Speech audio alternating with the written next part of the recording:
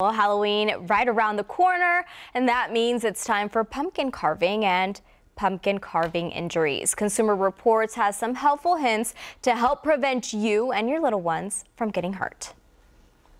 Almost nothing puts a spotlight on pumpkins like Halloween. Can I do the tooth? Carving pumpkins sounds pretty straightforward, but significant injuries can happen.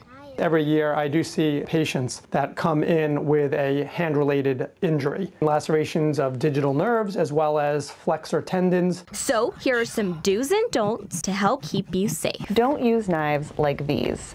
Kitchen knives are sharp and they'll slip around and it's really easy to cut yourself. Instead, use pumpkin carving tools like this. They're much smaller, they're much less sharp, and they're going to be much easier to handle as you're carving the tough pumpkin skin.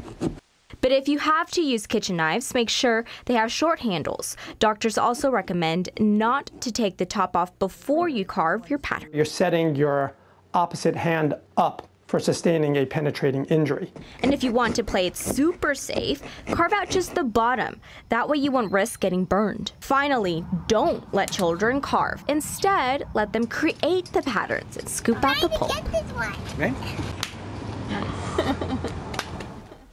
If your little one wants to help out, be sure to always supervise and don't let them use knives on their own. In the event you or someone you know gets cut while carving a pumpkin, apply direct pressure on the injury using a clean, dry cloth. If bleeding doesn't stop in 15 minutes, get to an emergency room.